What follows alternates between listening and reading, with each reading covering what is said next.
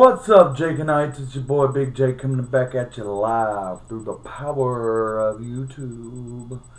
And today's episode of Wrestling Ramble is full with chills and spills and thrills and injuries. It's according to Monday Night Raw. Brock Lesnar came and destroyed the brand new Cadillac, 2015 Cadillac. Forget what it's called, but it was a bitchin' looking car, and that was J&J Securities, Jamie Noble, and Joey Mercury's tongue tied there, car that Seth Rollins had bought them to kiss their ass, to get them back in his corner, and J&J, according to WWE.com, they are out indefinitely. And according to Bleacher Report and stuff too, that Jamie Noble, WWE.com said Jamie Noble has a broken arm.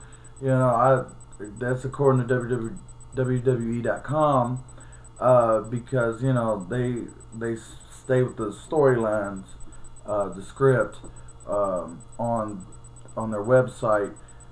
He may really have a broken arm, but according to WWE, the storyline is, broken arm. And he also suffered, had to get 12 stitches in his head from broken glass from the car. And Joey Mercury suffered scrapes, cuts, and contusions.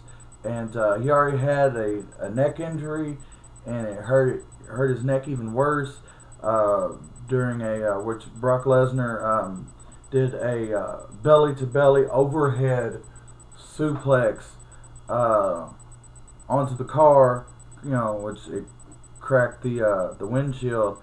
But also, you could tell, like, he hit the top of his head first on that car. That was also the move that gave Undertaker concussion, like 30 seconds into his match with Brock Lesnar at WrestleMania 30. And you could tell that Undertaker during that match was off, was out on his feet, he was knocked out and still functioning and wrestling. But you could look in his eyes that no one was home.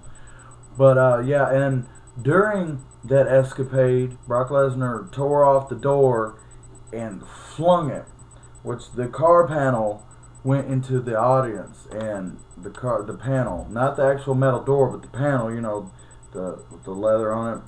Yeah, with the window buttons and stuff. Yeah, that got thrown into the audience, and which the fan didn't look too pissed about it. He picked it up and was like waving it like a sign, like acting all stupid and stuff. But yeah, Brock Lesnar is a legitimately dangerous man. Okay, and he's been on a rampage. He already broke 3 ribs off Jamie Noble, okay, to begin with. Now he's out with supposed broken arm and 12 stitches in his head. Like, God, man, Brock, lighten up a bit. It's wrestling's fake, remember? But yeah, Brock Lesnar brings some legitimacy back to wrestling. I mean, he's legitimately hurting people. I mean, I hope Seth Rollins makes it through Battleground. I'm not getting paid for this, I'm just thirsty. Anyway, well, I'm a big guy, don't judge me. I'm a big guy, I need a big jug, okay? Don't judge me. Okay. But anyway, in other wrestling related news, the NWO, okay, turns 19 today. I remember when it first formed, okay, and I thought I was gonna, my heart was just gonna shatter in a million pieces when the immortal Hulk Hogan dropped the leg on Macho Man, declared himself the 3rd member of the Outsiders, forming the NWO at Bash in the Beach. It was a game changer.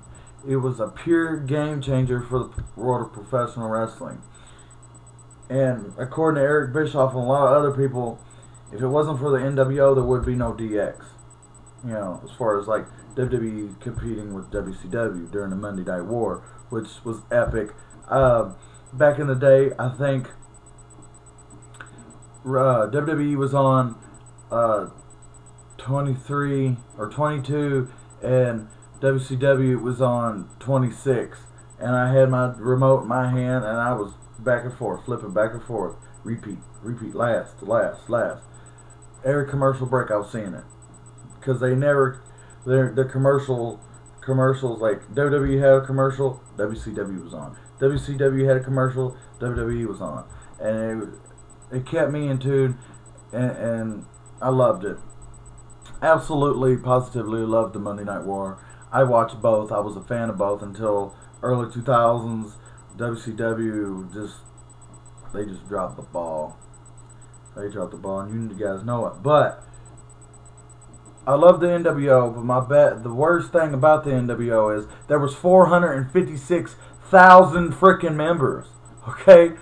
Everybody on the roster, pretty much everybody that was anybody on the roster was in the NWO except DDP. He flat out refused to be in the NWO. That's what he said, because everybody else is doing it, you know, and that gave, you know, their protagonist against the NWO, DDP. He fought all of them. Hogan, his main rivalry that I loved was against Savage. Check it out. If you got the network, check it out. Halloween Havoc, I can't remember what year it was, but I think it was the late 90s. 97, 98, somewhere in like there, 96. Somewhere in there. Was a great match. Was a great match. But stick tuned with me, you guys. I'm posting a video right after this one. I'm going to do a video right after this one. Continuation of my top 10 all-time favorite wrestlers. I think this week is number 3. So stick tuned. And plus, I put all my videos into a playlist. So check that out. Like, subscribe, favorite.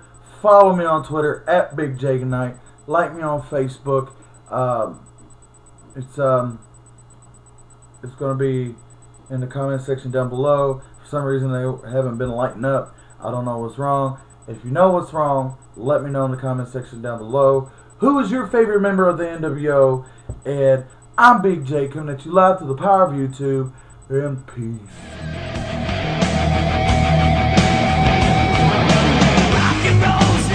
In the ring, we got together to do our